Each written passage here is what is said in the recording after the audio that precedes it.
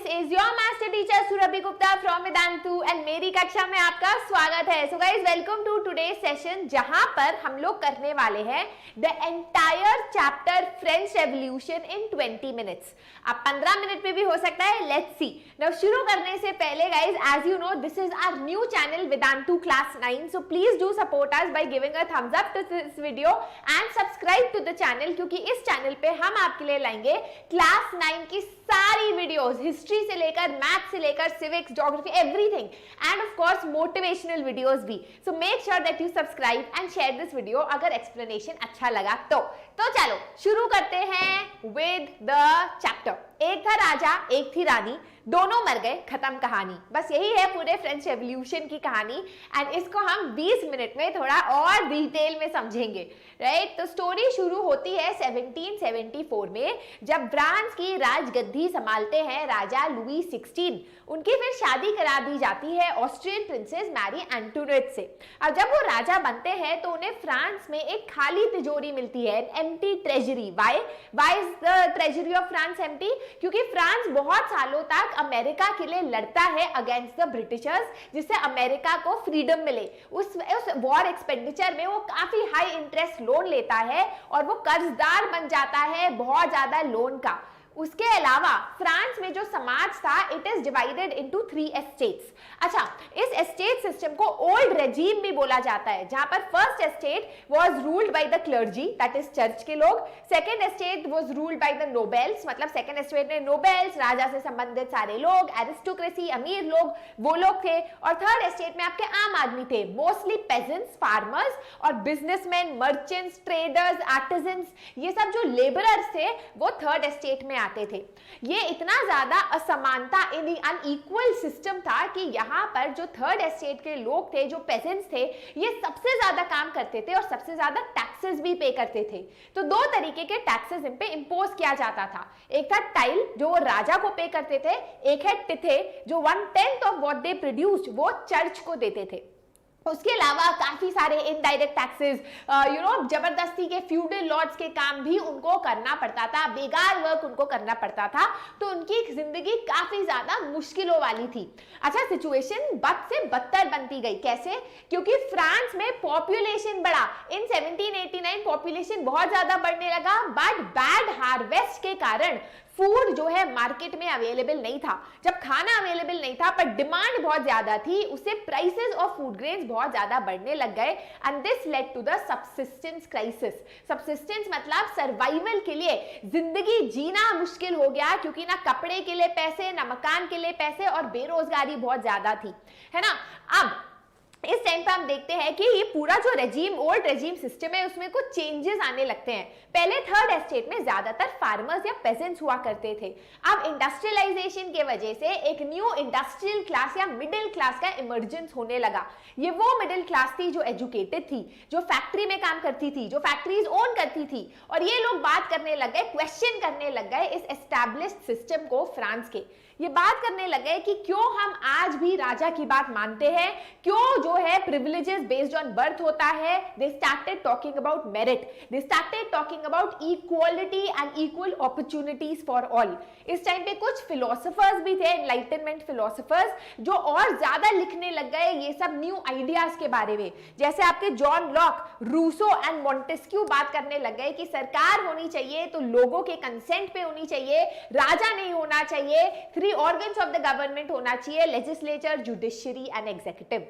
अब जब ये सब समाज में चल रहा था, थोड़ा सा उथल पुथल चल रहा था, उस टाइम लुई 16 ने सोचा कि क्योंकि इतना एक्सपेंडिचर बढ़ रहा है, ट्रेजरी बिल्कुल खाली है, पैलेस को और अपने खाने पीने के लिए, अपने केक और पार्टी के लिए पैसा चाहिए, तो लुई 16 ने डिसाइड किया कि वो टैक्सेस बढ़ाएंगे। फ्रांस में टैक्सेस बढ़ाने के लिए एस्टेट जनरल की मीटिंग बुलाई जानी होती है। तो लुई 16 ने एस्टेट जनरल की मीटिंग बुलाई, जहां पर तीनों एस्टेट से रिप्रेजेंटेटिव्स जो है जाते हैं।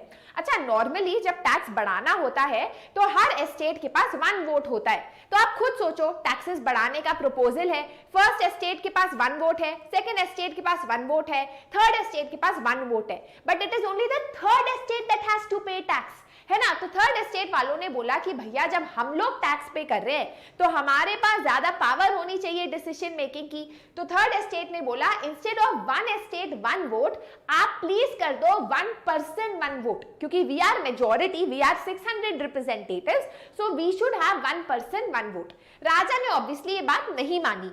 उससे गुस्सा होके सारे थर्ड एस्टेट के लोग जो है बाहर निकल गए और उन्होंने 20 जून को टेनिस कोर्ट में जो है असेंबल किया, which is called the tennis court oath. और वहां पर उन्होंने प्रण लिया कि वो एक अपनी खुद की नेशनल असेंबली बनाएंगे। नेशनल असेंबली को बना के उन्होंने डिसाइड किया ऑगस्ट डिक्री के अंतर्गत, जो अगस्त को 1789 को रिलीज की, जहां पर उन्होंने कहा कि हम कॉन्स्टिट्यूशनल मोनार्की एस्टैब्लिश करेंगे फ्रांस में, राजा की जो पावर है उसको कम करेंगे एंड हम अपना ये जो पूरा जो सिस्टम है फ्यूडल ऑब्लिगेशंस का, इसको हटा देंगे। क्लियर। अब कुछ चीजें होती है फ्रांस में that together, these events together are called the start of the French revolution. क्या होता है, एक तो सब्सिस्टेंस क्राइसिस के वजह से, बैड हार्वेस्ट के वजह से जो ब्रेड है उसके प्राइसेस बहुत ज्यादा बढ़ जाते हैं। तो जो फ्रांस की औरतें हैं उनको बहुत गुस्सा आने लगता है और वो शॉप्स के अंदर जाके ज्यादा उथल पुथल लूट पाट मचाने लगती है, right. So all of this happens. अच्छा, एक और चीज होती है, गांव वगैरह में काफी ज्यादा फियर, द ग्रेट फियर फैलने लगता है नोबेल्स के बीच में। क्यों? क्योंकि जो पेजेंट्स थे वो भी इस पूरे सिचुएशन से काफी परेशान थे, तो उन्होंने जो है वो जाने, और उनके पास एक अफवाह फैलने लगी कि टैक्सेस बढ़ने वाले हैं, ये जो फ्यूडल लॉर्ड्स है हमसे और पैसा मांगेंगे, हमारी वैसी इतनी बुरी हालत है, बच्चों को भी कुछ खिला नहीं पा रहे। तो वो बड़े बड़े मेनर्स में, बंगलों में जाके जो नोबेल्स है उनको मारने लग गए, पीटने लग गए। तो नोबेल जो है भागने लग गए। And when there was a news that spread कि राजा अपने ट्रूप्स भेजने वाला है सिटी में लोगों को बंदी बनाने के लिए, तो लोग डर गए और उन्होंने 14 जुलाई 1789 को बास्टाइल, जो एक प्रिजन फोर्ट था जहां पर बंदी रखे जाते थे राजा के, वहां पर जाके उस फोर्ट को अटैक कर दिया।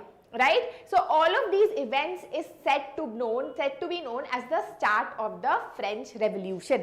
Obviously जब इतनी बड़ी क्रांति उठी तो राजा को लगा डर, एंड फाइनली फ्रांस को एस्टैब्लिश किया गया एज अ कॉन्स्टिट्यूशनल मोनार्की, जहां पर फ्रांस को अभी भी राजा लुई 16 ही रूल कर रहे थे, लेकिन उनकी पावर पे लिमिट लगा दी गई।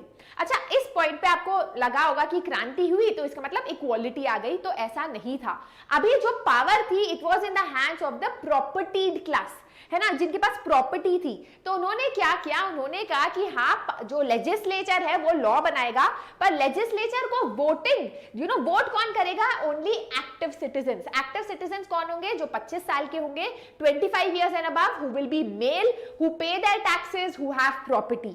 Passive citizens मतलब बच्चे who are not allowed to vote are women and men under the age of 25 who are and men who are not allowed to who do not pay taxes, who do not have property.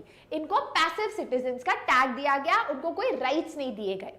Louis 16 शांत रहने वालों में से नहीं थे, उन्होंने call लगाया अपने ससुराल, he called up Austria and Prussia, और वहां के राजा को बोला कि देखो ये तुम्हारे साथ भी हो सकता है तो मेरी हेल्प करो। उन राजाओं ने कहा कि ठीक है, let's get into a negotiation. जब ये बातें चल रही थी तो इसके बारे में नेशनल असेंबली को पता चला और उन्होंने रशिया, प्रशिया और ऑस्ट्रिया के अगेंस्ट वॉर डिक्लेयर की इन अप्रैल 1792। ठीक है। अब फ्रांस में मतलब समाज में वापस आते हैं तो अभी तक क्या हुआ था, इक्वालिटी तो सबको नहीं मिली थी। जो लेस प्रॉस्पेरस लोग थे, जो शॉपकीपर्स थे, आर्टिजन्स थे, जिनके पास प्रॉपर्टी नहीं थी, उनको अभी भी वोटिंग राइट्स नहीं मिली थी। तो उन्होंने अपनी खुद की सीक्रेट सोसाइटी एस्टैब्लिश की called the Jacobin club. Jacobin club में लेस प्रॉस्पेरस लोग थे जिनका डिमांड ये था कि देखो अभी भी महंगाई बहुत ज्यादा है, कम करो, बेरोजगारी बहुत ज्यादा है, हमारी मदद करो और हमको भी वोटिंग राइट्स चाहिए। उनके लीडर थे मैक्सिमिलियन रॉबेस्पियर। तो मैक्सिमिलियन रॉबेस्पियर ने अपने सारे फॉलोअर्स के साथ मिलके राजा और रानी मैरी एंटोनेट और लुई 16 को अपना बंदी बनाया बहुत घंटों तक। फाइनली जो है hereditary monarchy, constitutional monarchy France से हटा दी गई and France was declared as a republic. France was declared as a republic का क्या मतलब है कि अब जो है everybody who was above the age of 25 were allowed to vote, not women, only men, है ना, ओनली मेन, प्रॉपर्टी हो ना हो सबको वोटिंग करना अलाउड था। तो France was declared as a republic. अब आता है फ्रांस में reign of terror. Maximilien Robespierre जो है कि रूल के अंडर फ्रांस आ जाता है। मैक्सिमिलियन रॉबेस्पियर जो है, मतलब आप खुद सोचो, जब एक अच्छे इंसान को राजा बनाया जाता है, कभी कभी वो एक्सट्रीम अच्छाई दिखाने लगता है, तो रॉबेस्पियर भी कुछ ऐसे ही थे, वो एक्सट्रीम में चले गए। उन्होंने बोला कि देखो इतने ही वेजेस मिलेंगे वर्कर्स को, ब्रेड खानी है तो सिर्फ होल व्हीट ब्रेड खाई जाएगी और इतने ही प्राइस पे खाई जाएगी। चर्च की सारी प्रॉपर्टी कॉन्फिस्केट भी कर दी गई थी और गवर्नमेंट को दे दिया गया था, गवर्नमेंट ऑफिसेज वहां बना दिया गया था। बोला जाने लगा था कि मदाम की जगह यूज किया जाएगा कॉमन फ्रेजेस, जैसे instead of monsieur and madame everybody will be called citoyen and citoyenne. ये भी बोला गया था कि कुछ भी महंगा नहीं बेचा जाएगा, सब जो है स्टेट सैंक्शनड प्राइसेस पे बेचा जाएगा। लोगों को ये बात पसंद नहीं आई। जो भी रॉबेस्पियर के अगेंस्ट अपनी आवाज उठाता था, रॉबेस्पियर उनका गला काट देते थे, उनका गिलेटिन कर देते थे। ऑब्वियसली धीरे धीरे रॉबेस्पियर के अगेंस्ट ऑपोजिशन बहुत बढ़ने लगा, लोगों ने काफी ज्यादा आवाज उठानी शुरू कर दी। Finally Robespierre was imprisoned, arrested for treason, देशद्रोही, एंड ही वाज गिलेटिन्ड। ठीक है, अब क्या है, लोगों को ये पता चल गया था कि यार एक इंसान के पास जब बहुत सारी पावर आ जाती है तो उससे करप्शन होने की पॉसिबिलिटी है। अभी तक जो लेस प्रॉस्पेरस लोग थे, जो जैकोबिन्स थे, वो फ्रांस को रूल कर रहे थे। अब वापस से फ्रांस की गद्दी वेल्दी मिडिल क्लास के हाथों में आ जाती है, तो वो एक नया सिस्टम ऑफ गवर्नमेंट एस्टैब्लिश करते हैं फ्रांस में, which is called the directory. Directory जो है 5 मेंबर्स का एक गवर्निंग बॉडी होगा जो फ्रांस को रूल करेगा। उनको वोट करेंगे 2 लेजिस्लेटिव असेंबलीज। ये इसीलिए किया गया जिससे एक इंसान के पास सारी पावर ना हो। However, ये उल्टा पड़ गया, क्योंकि जब 5 लोग रूल करते हैं तो पांचों में आपस में काफी लड़ाइयां होती थी और कभी कभी लेजिस्लेटिव असेंबली से भी लड़ाई होती थी। काफी पॉलिटिकल इंस्टेबिलिटी होने लगी, डिसीजंस तक लोग नहीं आ पाते थे, ये लीडर्स।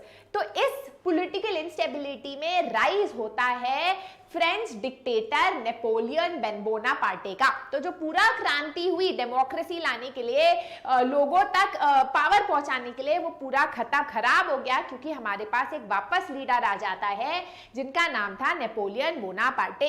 नेपोलियन बोनापार्टे राजा बने 1804 में। उनको एक मॉडर्नाइजर का टैग दिया गया क्योंकि वो काफी मॉडर्न चीजें लाए फ्रांस में। जैसे उन्होंने वेट्स और मेजर्स को यूनिफॉर्म किया। पहले क्या होता था, हर अलग अलग शहर के अपने अपने वेट्स और मेजर्स होते थे, है ना। फिर वो प्राइवेट प्रॉपर्टी का कॉन्सेप्ट लाए, वो इक्वालिटी का कॉन्सेप्ट लाए। लेकिन साथ ही साथ, इवन तो वो मॉडर्नाइजर ही थे, बट साथ ही साथ उन्होंने लोगों की पॉलिटिकल फ्रीडम काफी रिस्ट्रिक्ट की। काफी ज्यादा उन्होंने लोगों को जबरदस्ती टैक्सेस पे करने के लिए मजबूर किया, अपनी आर्मी में रिक्रूट किया, तो लोग उनसे खुश नहीं थे। And he was finally defeated in the battle of Waterloo in 1815।